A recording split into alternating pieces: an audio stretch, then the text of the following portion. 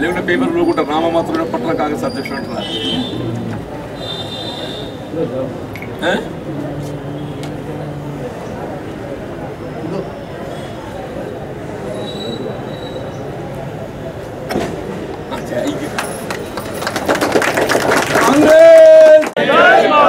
सोनिया गांधी गारी नायकत्व, राहुल गांधी गारी नायकत्व, जय कांग्रेस। देश की सेवा कौन करेगा, कौन करेगा? हम करेगा, हम करेगा। देश की रक्षा कौन करेगा, कौन करेगा? हम करेगा, हम करेगा।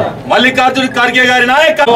जोहार हाय हाय कांग्रेस, जय जय कांग्रेस, हाय हाय कांग्रेस, जय जय कांग्रेस।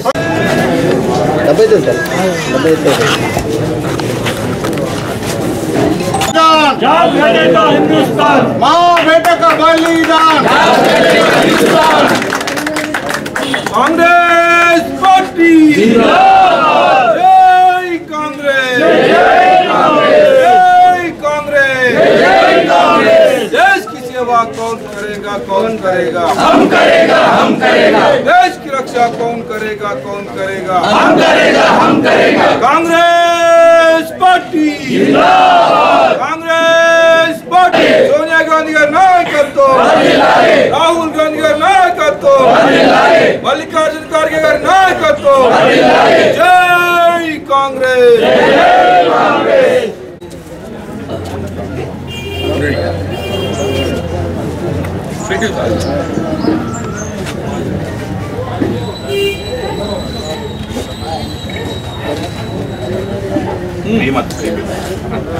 अंदर मतलब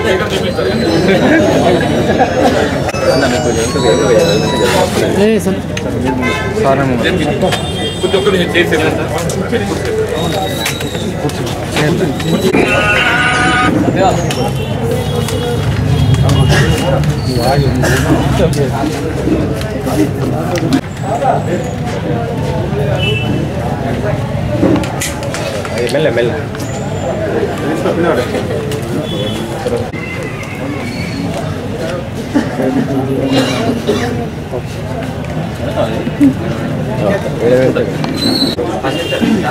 సౌండ్ నిన్న చెప్పిన పెట్టుకోండి సౌండ్ ఏంటి ఏ టేబుల్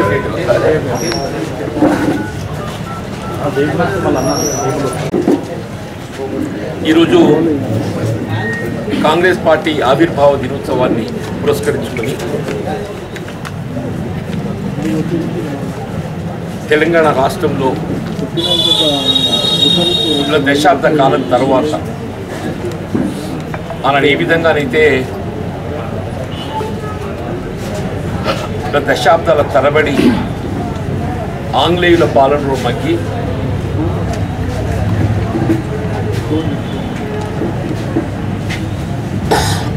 స్వేచ్ఛా స్వాతంత్రాలు లేకుండా ఒక నియంతృత్వ పాలనను అనుభవించడం జరిగిందో దాని నుండి విముక్తి పొందటానికి కొరకు ఏదైతున్నదో 139 సంవత్సరాల క్రితం ఇలా కాంగ్రెస్ పార్టీని ఏర్పాటు చేసి దేశ స్వాతంత్ర ఉద్యమాన్ని చేపట్టబడటం మహాత్మా గాంధీ గారి నేతృత్వం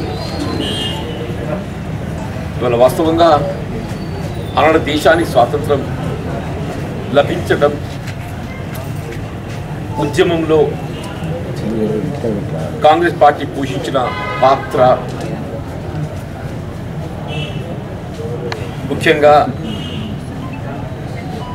అహింసాయుత సిద్ధాంత మార్గంలో ఏ విధమైనటువంటి హింసకు తావు లేకుండా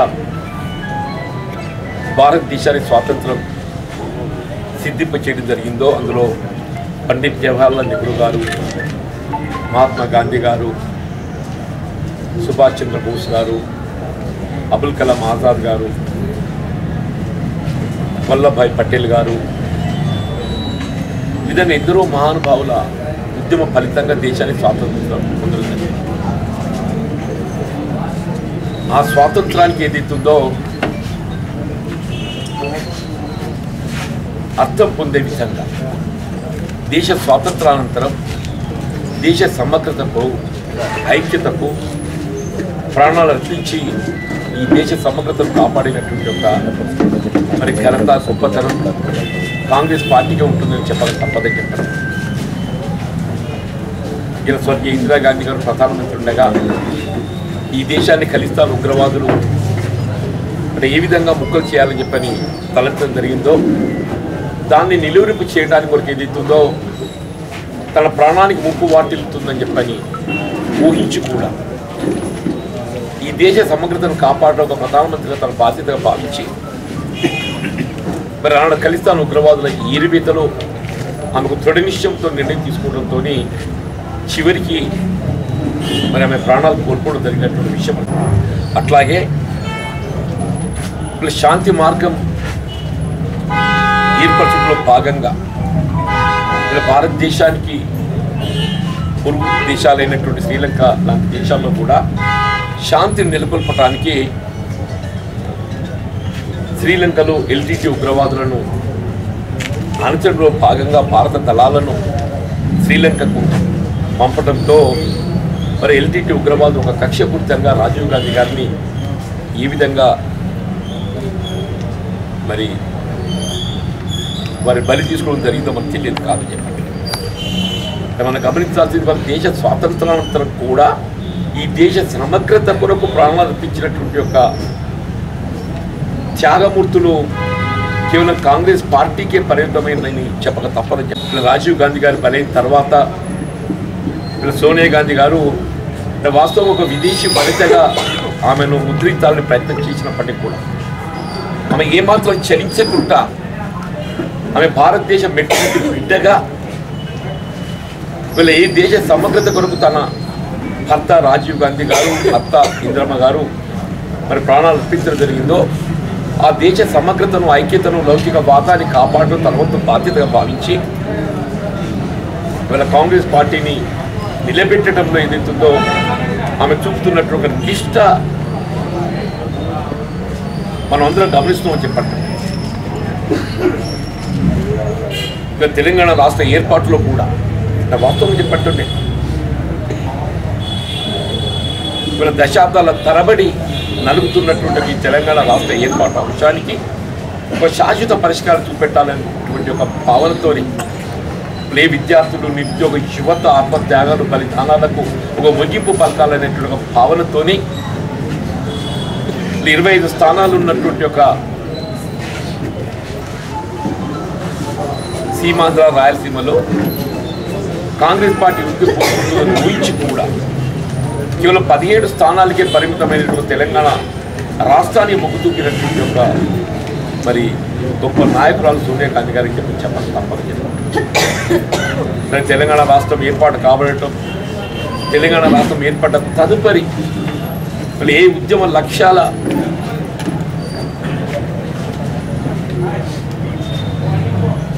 దృష్టిలో ఉంచుకొని రాష్ట్రాన్ని ఏర్పాటు చేయడం జరిగిందో రాష్ట్రం ఏర్పడ్డ గత దశాబ్ద కాలంలో ఉద్యమ లక్ష్యాలు పూర్తిగా నీరుగార్చే విధంగా వీళ్ళ ఉద్యమ నాయకుడిగా భావించానాడు 2014 కానీ 18 కానీ కేసీఆర్ గారికి మరి ప్రభుత్వం ఏర్పాటు చేసే అవకాశాలు కల్పించడం జరిగింది. 2 పర్యాయాలు దశాబ్ద కాలం ఒక ఉద్యమ నాయకుడిగా భావించి మరి అవకాశం కల్పిస్తే ఉద్యమ లక్ష్యాలు పూర్తిగా నీరుగార్చి ఏ నిధులు నీళ్లు నియామకాలు స్వయం పాలన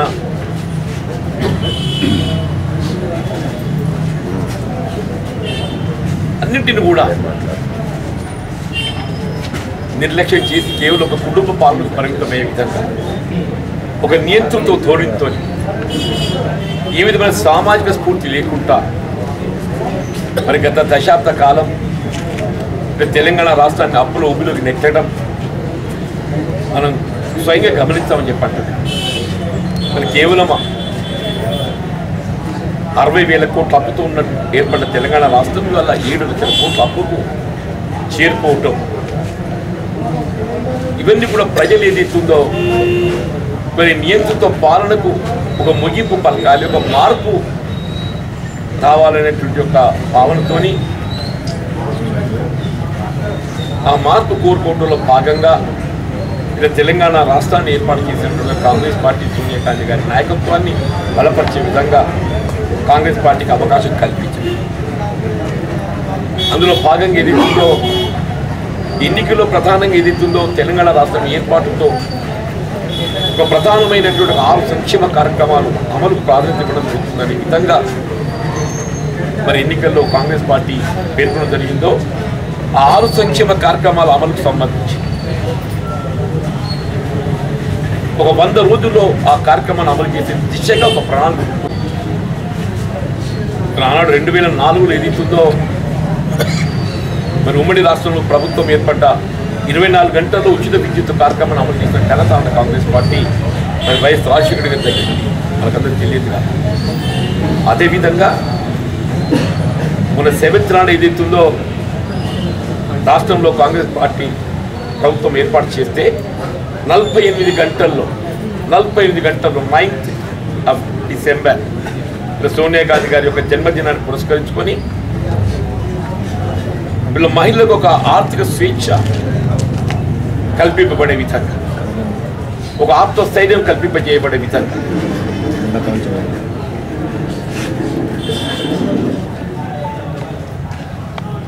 వారికి రాష్ట్ర రోడ్డు రవాణా సంస్థ నిర్వహించేటువంటి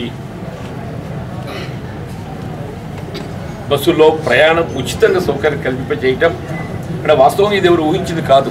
ఎన్నికల్లో ఈ అంశాన్ని పేర్కొంటున్నప్పుడు అందరూ కూడా ఇదేం అమలయ్యేదా, ఊరికే ఓటర్ను ఆకర్షించడానికి పేర్కొంటున్నారని చెప్పని మరి పేర్కొన్న విషయం మనకు తెలియదు కాదు.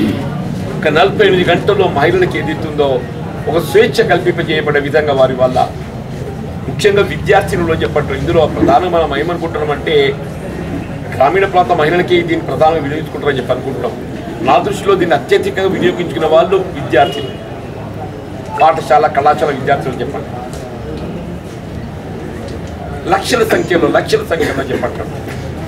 ఎంత నిరుపేద కుటుంబం అయినా కానీ ఏదైతే ఉందో అది ఏ కుటుంబం అని చెప్పని కాదు. ఇలా పాప ఆడబిడ్డ విద్యార్థి ఏదైతుందో తాను విద్యా బోధన సౌకర్యం పొందడానికి ప్రభుత్వ పరంగా తనకు కల్పింప చేయబడుతున్నటువంటి అవకాశాన్ని వినియోగించుకునే విధంగా, దాంతో పాటుగా వీళ్ళు ఉపాధి పొందేటటువంటి ఒక ఆడబిడ్డలు చెప్పంటున్నారు.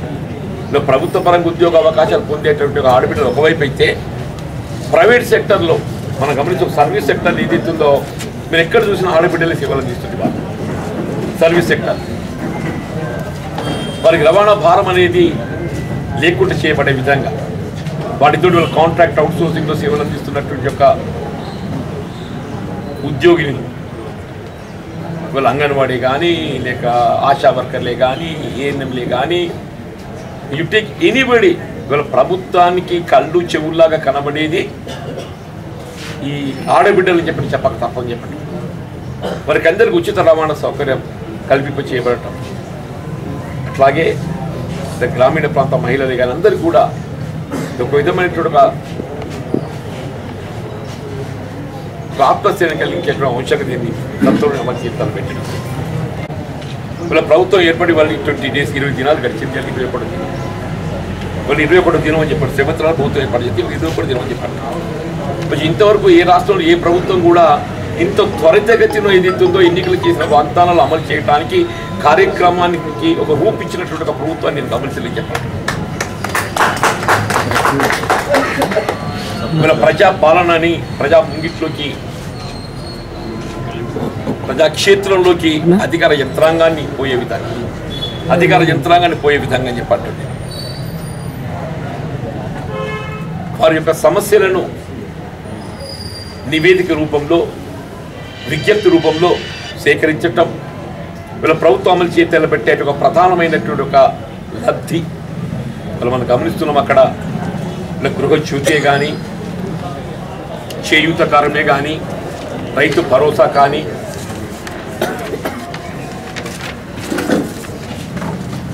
మహాలక్ష్మి పథకమే కానీ, ఇంద్రమిండ పథకమే కానీ ఇవన్నింటికి సంబంధించి కూడా చెప్పండి. ప్రభుత్వమే ఒక విజ్ఞప్తి రూపేణ దరఖాస్తు ఏదైతుందో ముద్రించి ఇది ప్రతి రేషన్ కార్డు హోల్డర్కి అందరికీ, ప్రతి లబ్ధి ఆశించేటువంటి కుటుంబాలకు అందరికీ చెప్పంటున్నాయి. అది కల్పింపజేసి ప్రతి గ్రామ స్థాయిలో కానీ మున్సిపల్ వార్డు స్థాయిలో కానీ చెప్పంటున్నాయి. ప్రతి కుటుంబానికి ప్రతి పౌరునికి అందింపజేసి ప్రతి పౌరునికి అందింపజేసి ఈ కార్యక్రమాల అమలు యొక్క అర్హత వారికి ఏ విధంగా కల్పింప చేయబడాలి అనేటువంటి విధంగా విజ్ఞప్తి స్వీకరించబడుతుంది. మరి ఆనాడు ఏదైతున్నదో తెలంగాణ రాష్ట్రం ఏర్పడిన తొలినాళ్లలో సమగ్ర కుటుంబ సర్వే చేపట్టేది గుర్తుండి ఉంటుంది. సమగ్ర కుటుంబ సర్వే, మన సమగ్ర కుటుంబ సర్వే ఏమైందో ఇప్పుడు తెలిసిన వెలుగులోకి వచ్చిన తొంతమే తెలియదా సమగ్ర కుటుంబ సర్వే. మళ్ళీ ఇది ఏదైతుందో ఇది కార్యరూపం దాల్పింపజేసే విధంగా చెప్పంటున్నా. ఈ ప్రజాపాలన కార్యరూపం దాల్పింపజేసే విధంగా మీ అర్హతకు అనుగుణంగా, లబ్ధిదారుల అర్హతకు అనుగుణంగా చెప్పంటున్నాను. అంటే ఇంత మంచి కార్యక్రమాన్ని ప్రతిపక్షాలు ఏదైతుందో స్వాగతించాల్సింది పోయి వాళ్ళ అనుమానాలు చిలువలు పలువులు వ్యక్తం చేసే విధంగా, లబ్ధిదారులకు విధంగా ఆందోళన కలిగించే విధంగా అభిప్రాయం వ్యక్తం చేయడం చూస్తుంటే ఆశ్చర్యం కలుగుతుందని చెప్పండి. ఇవాళ మనం చేయూత కార్యక్రమం ఉన్నది, ఉదాహరణ పెన్షన్ కార్యక్రమం, చేయూత కార్యక్రమం. గతంలో ఏదైతే బీడీ కార్మికులు పెన్షన్ సౌకర్యం కల్పిస్తున్నామని చెప్పని పేర్కొన్నప్పటికీ 2014 తెలంగాణ రాష్ట్రం ఏర్పడ్డ తదుపరి, దయచేసి ఇక్కడ గమనించండి, 2014 తెలంగాణ రాష్ట్రం ఏర్పడ్డ తదుపరి బీడీ కార్మికురాలు గుర్తింపు పొందినటువంటి ఏ ఆడబిడ్డకు కూడా పెన్షన్ సౌకర్యం కల్పించబడలేదు. 2014కి పూర్వం బీడీ కార్మికురాలుగా గుర్తింపు పొందడం అంటే ప్రావిడెంట్ ఫండ్ నమోదు పొందినటువంటి వారికి మాత్రమే అవకాశం కల్పించబడ్డది. వీళ్ళ ఏ విధమైన ఆంక్షలు లేకుండా బీడీ కార్మికురాలకు గుర్తింపు పొందితే వారికి అందరికీ ఏది ఇస్తుందో 4,000 రూపాయల ఆర్థిక లబ్ధి ఒనగూర్చే విధంగా, 4,000 రూపాయల ఆర్థిక లబ్ధి ఒనగూర్చే విధంగా ఏది ఇస్తుందో వీళ్ళు విజ్ఞప్తి స్వీకరించదొరుకుతుంది చెప్పండి. పెన్షన్ పొందినటువంటి ఆడబిడ్డ ఇప్పుడు సంబడి ఒక వృద్ధాప్య పెన్షన్ వస్తుంది, ఒక వితంతు పెన్షన్ వస్తుంది, ఒక వికలాంగుల పెన్షన్ వస్తుంది, ఒక గీతా కార్మికుల పెన్షన్ వస్తుంది, ఒక బీడీ కార్మికుల పెన్షన్ వస్తుంది. అంటే వివిధ అంశాలకు సంబంధించి పెన్షన్ పొందే అవకాశం ఉన్నది. కానీ ఏ విధమైనటువంటి పెన్షన్కు అర్హత లేనటువంటి ఆడబిడ్డలు వారికి కూడా ప్రభుత్వ పరంగా ఏ విధమైనటువంటి ఆర్థిక చేయూత కల్పించేయాలనే ఒక భావనతోని 2,500 రూపాయల ఆర్థిక సాయం అందింపజేసే విధంగా ఇందులో పేర్కొందని చెప్పండి. దయచేసి గమనించాలి. మా ఆడబిడ్డలకు అందరూ విజ్ఞప్తి చేస్తున్నాయి. ఇంతవరకు మీకు ఏ విధమైనటువంటి ఒక పెన్షన్ సౌకర్యం పొందేటువంటి ఒక అవకాశం లేకున్నప్పటికీ ఇవాళ ఏదైతుందో మీకు ప్రభుత్వ పరంగా ప్రతి ఆడబిడ్డకు 2,500 రూపాయల ఆర్థిక సహాయం పొందేటటువంటి ప్రతి నెలకు ఇందులో అవకాశం కల్పింపజేయబడుతుందని చెప్పండి. ఇది ఒక గుర్తుంచుకోవాలని చెప్పండి. ఇప్పుడు అర్హత కలిగి ఉండి కూడా పెన్షన్ సౌకర్యం పొందిన వాళ్ళు దాదాపు 25% ఉంటుందని చెప్పంటారు. 57 సంవత్సరాలు పూర్తి చేసుకొని అర్హత కలిగి ఉండి కూడా పెన్షన్ సౌకర్యం పొందిన వాళ్ళు ఏదైతుందో అబౌట్ ఒక 20-25% ఉంటుందని చెప్పండి. వాళ్ళందరూ కూడా ఇందులో దరఖాస్తు చేసుకునే అవకాశం లభిస్తుంది. పెన్షన్ పొందుతున్న వారు కూడా దరఖాస్తు చేసుకోవటం వల్ల గతంలో వారు ఏదైతే కేవలం 2016 మాత్రమే ఆర్థిక లబ్ధి పొంది గుర్తుపెట్టి, గతంలో వాళ్ళు కేవలం 2016 మాత్రమే లబ్ధి పొందిండ్రు. వీళ్ళు వారికి 4,000 రూపాయల ఆర్థిక సహాయం కల్పింపజేయబడే విధంగా ఇది.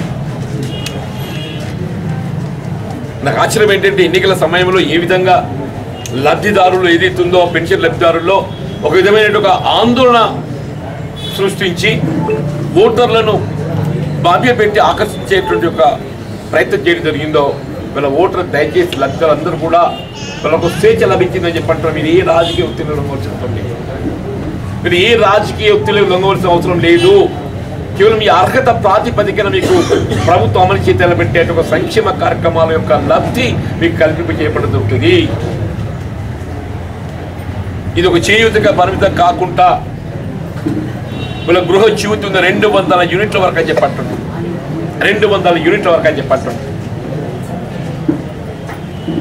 అంటే కనీసం ఒక 1000 రూపాయలైనా కనీసం మనకు ప్రతి నెల మనకు ఆర్థికంగా రాయితీ పొందుతాయి ప్రభుత్వం నుంచి.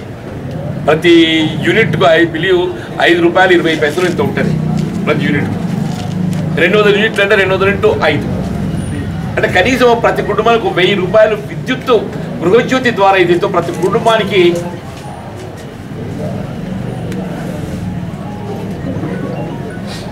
ఈ ఆర్థిక లబ్ధి ఆశించేవాళ్ళు. ఫర్ ఎగ్జాంపుల్ మా మోహన్ గారు ఉన్నది, ఆయనకున్న స్తోమతోని ఆయన ఆశించాం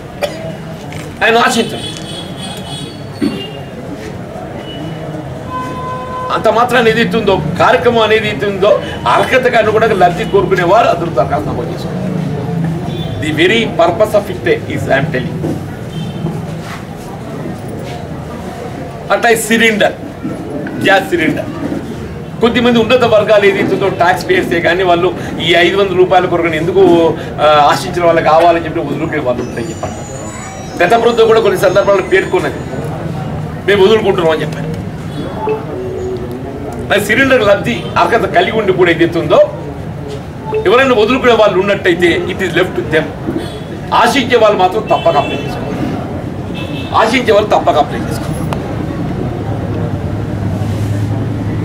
అట్లాగే రైతు భరోసా ప్రధానమైంది చెప్పండి.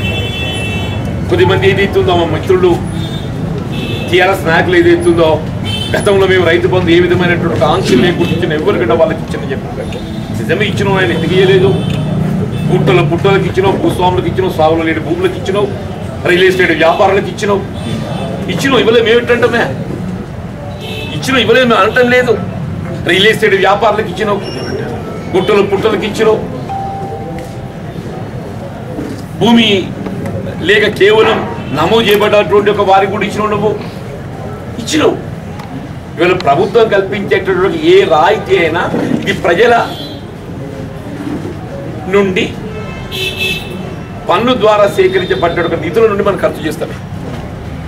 ఇప్పుడు ప్రభుత్వం వెచ్చించే నిధి ఏదైతున్నదో అది ఈ ప్రభుత్వం కానీ గత ప్రభుత్వం కానీ రేపు ఏ ప్రభుత్వం కానీ చెప్పంటున్న కేంద్రం కానీ రాష్ట్రం కానీ ఇది ఎక్కడికి వస్తుంది?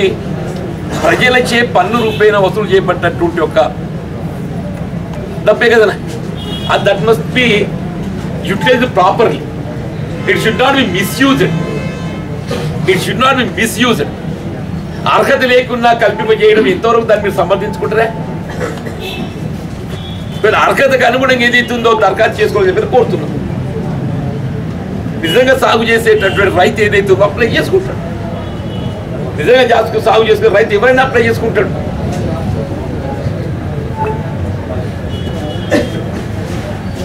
సాగులో లేనటువంటి ఒక భూమి కానీ, సాగు యోగ్యం లేనటువంటి భూమి కానీ, రియల్ ఎస్టేట్ వ్యాపారస్తులే కానీ అటువంటి వాళ్ళు ఏదైతుందో వాళ్ళు ప్రభుత్వ సొమ్మును ఆశించడం ఎంతవరకు సమంజసమని చెప్పంటున్నాయి. దీన్ని ఏదైతుందో ఒక విధంగా ఒక అపార్థం కలిగించే విధంగా ప్రయత్నం దృష్టకరని చెప్పండి. ఇప్పటికైనా మీరు కొంత వాస్తవికత రండి చెప్పండి. ఇవాళ ఇందిరా మహిళల పథకం అని చెప్పండి. మేము ఇందిరా మహిళల పథకము సాచురేషన్ ప్రాతిపదిక, అర్హత ప్రాతిపదిక. మాకు ఈ పార్టీ ఆ పార్టీ లేదా? ఇప్పుడు గతంలో ఏదైతుందో ఏ ప్రభుత్వ కార్యక్రమం అమలు చేసి తలపెట్టాలన్నా కానీ ఇప్పుడు ఏ పార్టీకి సంబంధించిన వాడు మా భవిష్యత్తులో మాకు అనుకూలంగా ఉండడా అనే విధంగానే మీకు లబ్ధిలో ఎంపిక చేయడం జరిగిందని చెప్పండి. కానీ ఈ ప్రభుత్వం ఆ విధంగా కాదు. అర్హత ప్రాతిపదికన రాజకీయాలకు అతీతంగా లబ్ధిదారులు ఎంపిక చేయాలనే భావనతో తలపుతో ఏదైతుందో ఇవాళ ఈ ప్రజాపాలన కార్యక్రమాన్ని అమలు చేతలు పెట్టడం జరిగిందని చెప్పండి. రేషన్ కార్డులకు సంబంధించి నాకు ఆశ్చర్యమే. గత దశాబ్ద కాలం ఏదైతుందో రేషన్ కార్డుల గురించి ఇది ఒక కార్యక్రమం ఇలా ప్రభుత్వం అమలు చేతలు పెట్టే సంక్షేమ కార్యక్రమం ఏదైనా దానికి రేషన్ కార్డు అనేది అర్హత సూచిక అని చెప్పినట్టు ఎవరికైనా కలిగి ఉండాలని చెప్పంటున్నాను. దశాబ్ద కాలం విస్మరించి ఇవాళ ఈ ప్రభుత్వం ఏదైతుందో రేషన్ కార్డు లేనట్టు రేషన్ కార్డు ఇవ్వాలని సంకల్పిస్తుంది. రేషన్ కార్డు లేని వారికి రేషన్ కార్డు ఇవ్వాలని సంకల్పిస్తుంది. నేను ముఖ్యమంత్రి గారిని స్వయంగా పేర్కొన్నారు. రేషన్ కార్డు కలిగి లేనటువంటి ఎవరే కానీ చెప్పంటున్నారు వారి ఆర్థిక స్తోమతను పేర్కొంటూ మీరు దరఖాస్తు చేసుకోండి, దాని అర్హత పరిశీలించి ఏదైతుందో మీకు రేషన్ కార్డు జారీ చేయబడడం జరుగుతుంది. దానికి అనుగుణంగా ఏదైతుందో మీకు లభింప చేయబడేటువంటి యొక్క సంక్షేమ కార్యక్రమాలు అన్నీ కూడా కల్పింప చేయబడతాయి. ఇప్పుడు ఈ ప్రజాపాలన అనేది ఏదైతుందో ఇది రేపు ఆరోగ్య పరిమితం కాదు, ఇది ఆరోగ్య పరిమితం కాదు, ఇది ఒక నిర్దిష్టమైన కార్యక్రమాన్ని చేపట్టాం. ఇప్పుడు కొద్ది 6 రూపాయలు చేసుకోలేకపోతారు. ఈ ఉదాహరణకు they are not debarred, even later stage also they can apply. When at later stage also they can apply. Time to time ఎప్పుడు ఎవరికి అర్హత వస్తుందో తెలియదు కదా. ఇప్పుడు 57 సంవత్సరాలు పెన్షన్ ఉంటుంది దాని చెప్పి అంటున్నా. నాకు ఇలా 56 సంవత్సరాలు ఉన్నాయి, ఇంకో సంవత్సరం దాకా 57 ఉంటాయి. ఇవన్నీ అర్హత పొందలేకపోతున్నా, నాకు ఇంకో ఏడాది అర్హత వస్తుంది. ఇక అయిపోయింది ప్రజాపాలన అయిపోయి నీకు పెన్షన్ ఇయ్య అని చెప్పంటాను. మీ గత ప్రభుత్వం కాదు అని చెప్పంటాను నేను.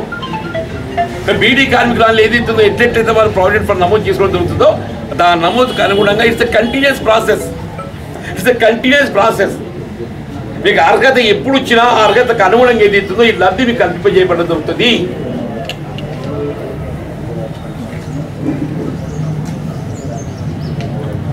రేషన్ కార్డు జారీ ప్రక్రియ కూడా అని చెప్పంటున్నాను. రేషన్ కార్డు జారీ ప్రక్రియ కూడా అని చెప్పంటున్నాను. బిలో పావర్టీ లైన్, ఆర్థికంగా దిగువ ఉన్నట్టు కుటుంబాలు ఎవరైనా కానీ చెప్పంటున్నాను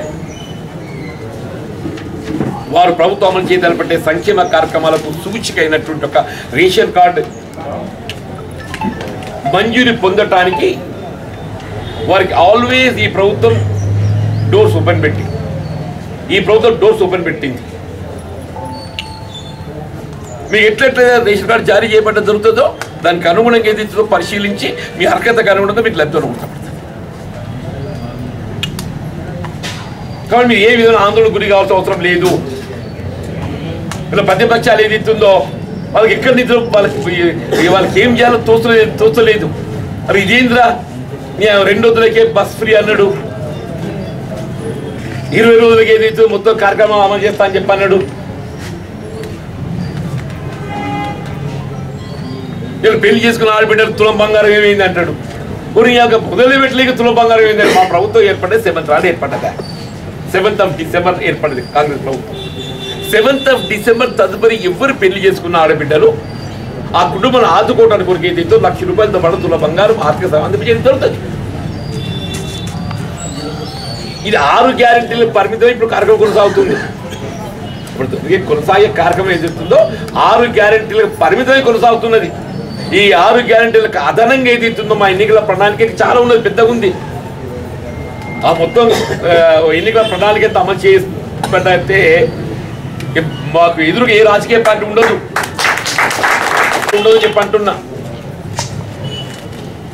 ఏదైతుందో ముందస్తుగా 6 గ్యారెంటీలకు సంబంధించి మాత్రమే కార్యక్రమం కొనసాగుతుందని చెప్పి అంటున్నా.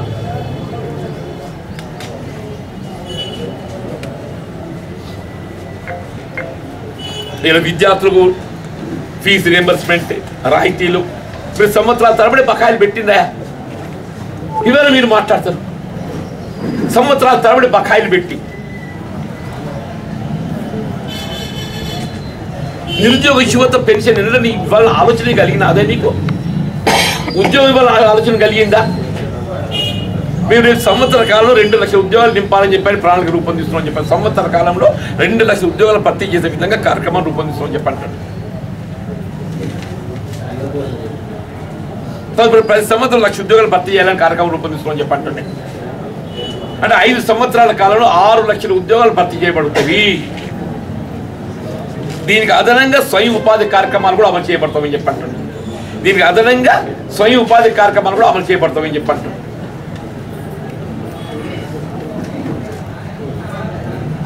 దయచేసి వల్ల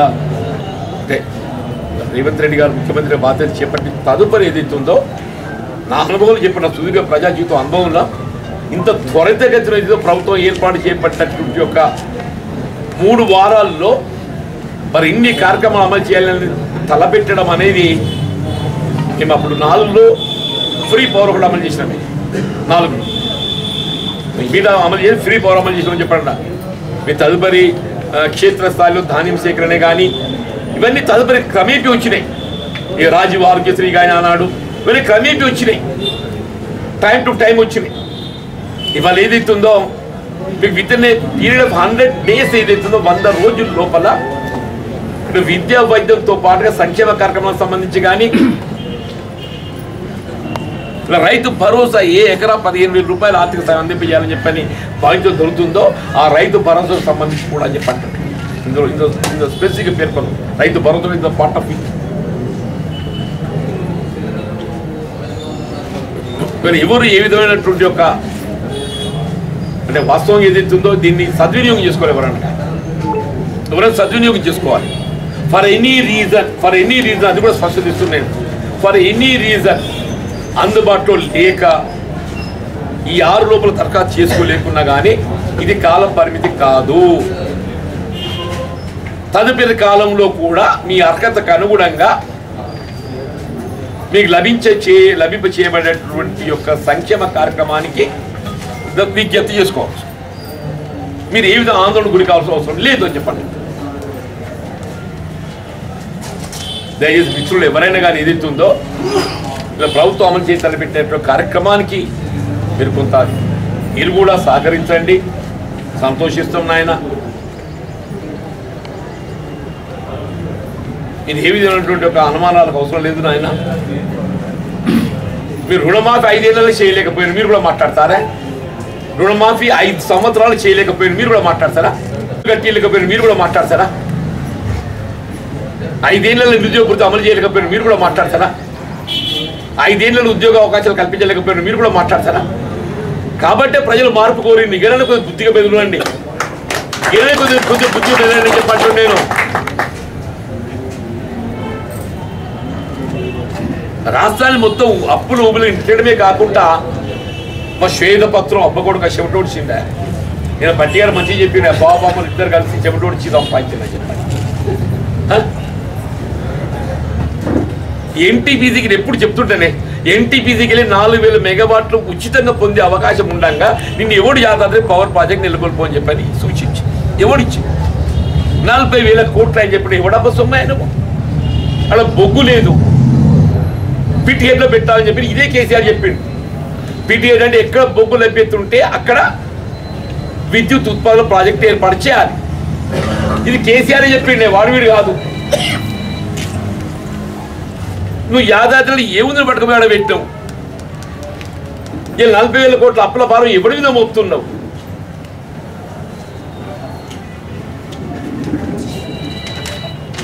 మేము తెచ్చిన అప్పు అసెట్ అని చెప్పంటాడా? రేపు మేడిగడ సంగతి చూస్తున్నా కదా. మొత్తం దిగు ఇంతవరకు ఏదైతుందో కేవలం 1,00,000 ఎకరాల సాకచ్చి దాని కింద చెరువులు కుంటలు 2-3 నింపారు. ఇప్పుడు అది కూడా లేకుండా ఇలా మిడిమాల మనమే కట్టాం, ఎల్ఎండి మనమే కట్టాం, ఎల్ఎంపీలు మనమే కట్టాం, ఎస్ఆర్ఎస్పీ శ్రీనివాసరావు మనమే కట్టాం. నువ్వు కట్టింది దయచేసి ఇగనన్న కొద్దిగా వాస్తవాలు మాట్లాడిన చెప్పంటున్నా.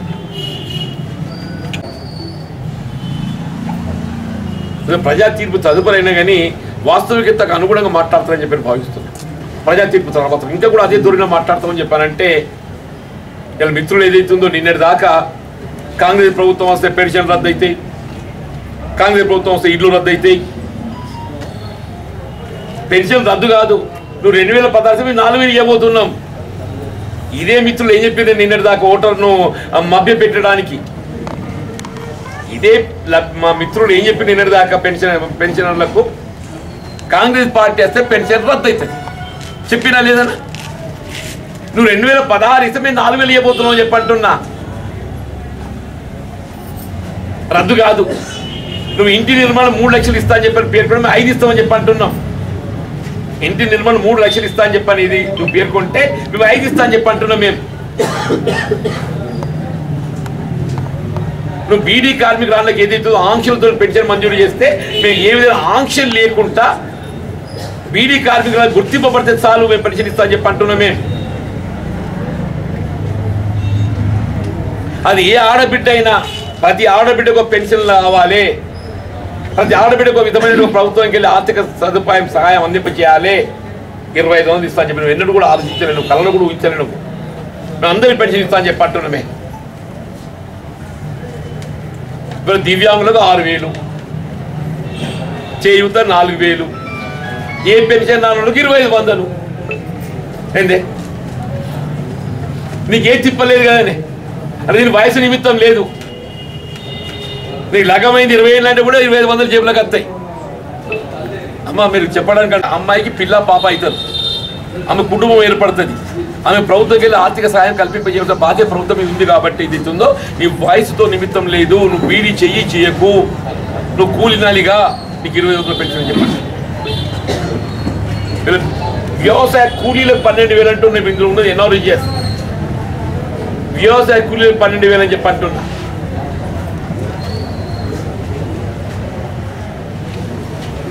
నిన్న ఏదో పత్రిక మా భారతీయ జనతా పార్టీ మిత్రులు ఏదైతున్నదో రాష్ట్ర ప్రభుత్వం అమలు చేసే సంక్షేమ కార్యక్రమాలు, అభివృద్ధి కార్యక్రమాలు అన్నీ కూడా కేంద్రానికి వస్తున్న నిధులు అని చెప్పి పేర్కొంటున్నాయి. నిజమే, వాస్తవం. ఇప్పటికే నన్ను గుర్తుకొచ్చింది. ఈ నిధుల కల్పనకు మార్గదర్శకాలు రూపకల్పన చేసింది ఎవరు? వీళ్ళు ఏదైతే కేంద్రానికి వస్తున్న నిధులతో మన రాష్ట్ర ప్రభుత్వం చేయబడుతున్నటువంటి యొక్క అభివృద్ధి కానీ సంక్షేమ కార్యక్రమం అమలు చేయబడుతుందని చెప్పి పేర్కొంటున్నాం కదండి. ఆ నిధుల కల్పనకు మార్గదర్శకాలు రూపకల్పన చేసింది ఎవరు అంటున్నా నేను? యూపీఏ ప్రభుత్వం, కాంగ్రెస్ ప్రభుత్వం. ఇప్పటికే నీకు గుర్తుకొచ్చి సంతోషం అంటూ నేను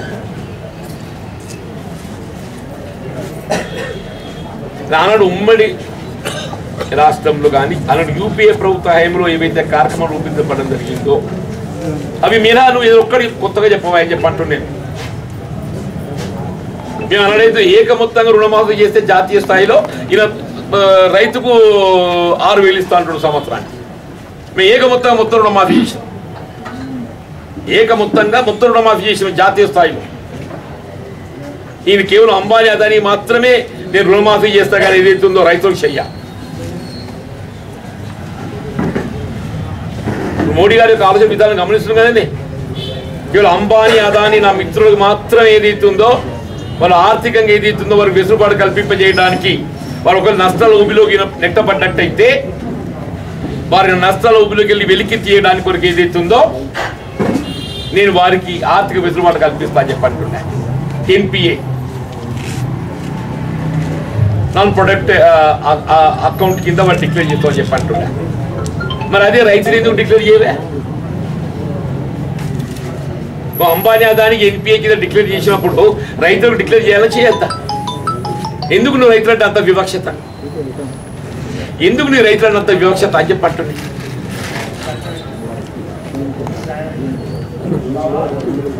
ఆనాడు కాంగ్రెస్ పార్టీ ఏదైతుందో రైతులకు కేవలం మద్దతు ధర ప్రకటింప చేయబడటం కాదు, ఆ మద్దతు ధర అమలు చేయడానికి కట్టుబడి ఉండే.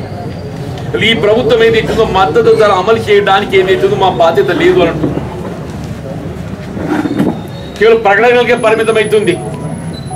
దయచేసి గమనించాలని చెప్పి అంటుంది.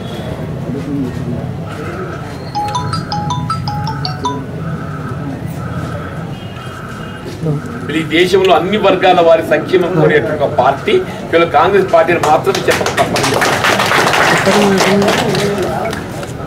భిన్నత్వంలో ఏకత్వం లాగా కుల మతాలకు అతీతంగా హిందూ, ముస్లిం, సిక్, ఇసాయి ఈ దేశంలో ఉన్నటువంటి పౌరులందరూ కూడా సమానమని తెలియజెప్పే విధంగా ఒక లౌకికవాదాన్ని కట్టుబడి ఒక రాజకీయ పార్టీకి ఎదుగుతున్నదో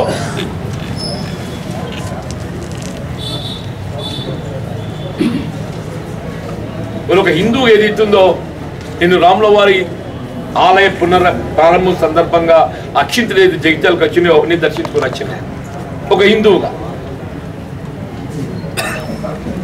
ఏదైతుందో ఇలా కలియుగంలో ఏదైతుందో రాముల వారిని ఆదర్శంగా తీసుకోవాలనే భావన తలంపుతోంది.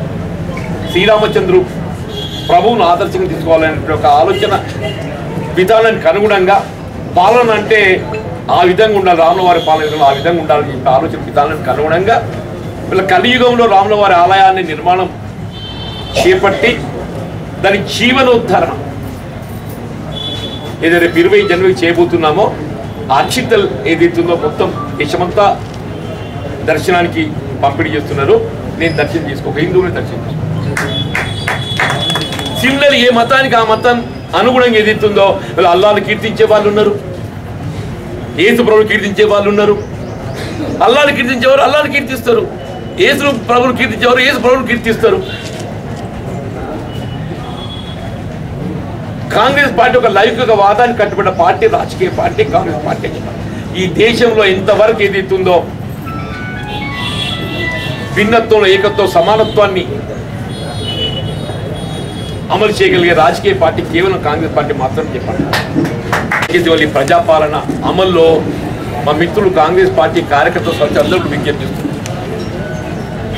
ఇలా మొన్నటి ఎన్నికల ప్రక్రియ ముగియడంతో మన బాధ్యత ముగియలేదు. నెంబర్ 1, శాసనసభ ఎన్నికల ప్రక్రియ ముగియడంతో మన బాధ్యత ముగియలేదు. ఇలా మొన్న 7 తారీఖున ఎప్పుడైతే రాష్ట్రంలో కాంగ్రెస్ ప్రభుత్వం ఏర్పడ్డదో మనకు 2వ అధ్యాయం ఆరంభమైంది. ఒక మొదటి అధ్యాయం ముగిసింది, 2వ అధ్యాయం ఆరంభమైంది. ఈ 2వ అధ్యాయంలో ఏదైతుందో రాష్ట్రంలో ఏర్పడ్డ కాంగ్రెస్ ప్రభుత్వం యొక్క ఆలోచన విధానాన్ని ప్రజానీకాన్ని చేరవేయటము మన బాధ్యత. ప్రతి కాంగ్రెస్ కార్యకర్త బాధ్యత భావించాలి. అది గ్రామ స్థాయి కానీ పట్టణ స్థాయి కానీ ఇక్కడి కానీ చెప్పంటున్నా వారి అర్హతకు అనుగుణంగా వారు ప్రభుత్వాన్ని విజ్ఞప్తి చేసుకునే విధంగా వారి మనం గైడెన్స్ మార్గదర్శకం ఇవ్వటం మన బాధ్యత భావించాలని చెప్పండి. మీరు ఇవాళకి వెళ్ళి ప్రతి కాంగ్రెస్ కార్యకర్త మీరు స్థానికంగా జయించాల పట్టణానికి సంబంధించే కానీ గ్రామీణ ప్రాంతమే కానీ ప్రభుత్వ ఆలోచన విధానానికి అనుగుణంగా ఏవైతే లబ్ధి కార్యక్రమాలు అమలు చేయబోతున్నామో ఇవన్నీ కూడా నమోదు చేసుకునే విధంగా రేషన్ కార్డు సంబంధించి కూడా అర్హతకు అనుగుణంగా వారికి రేషన్ కార్డు కల్పింపజేయబడడం జరుగుతుంది. దానికి అనుగుణంగా వారికి కలిగించే లబ్ధి కూడా కల్పింపజేయబడడం జరుగుతుంది. ఇవన్నీ మీద క్లారిటీ ఇవ్వండి. మీకు ఎక్కడైనా మీకు అనుమానం చూస్తే నాకు ఫోన్లో సంప్రదించాను కానీ క్లారిటీ అది ఏ అంశమే కానీ ఏదైతుందో మీకు ఎక్కడైనా ఏదైనా అనుమానం వచ్చినా కానీ టెలిఫోన్ ద్వారా నన్ను సంప్రదించాను కానీ మీ అనుమానం చూస్తుంది. వీళ్ళ అధికార యంత్రాంగం కూడా ఏదైతుందో వీళ్ళ పాలనలో ఏదైతుందో ప్రభుత్వ ఆలోచన విధానానికి అనుగుణంగా పాలన కొనసాగాలి. నిన్నటి వరకు ఏదైతుందో 6 తారీఖు వరకు కొనసాగిన పాలన వేరు, మళ్ళీ 7 తారీఖు కొన్ని సంవత్సరాల పాలన వేరు అని చెప్పండి. అధికార యంత్రాంగం దానికి గమనం ఉంచుకోవాలని చెప్పండి.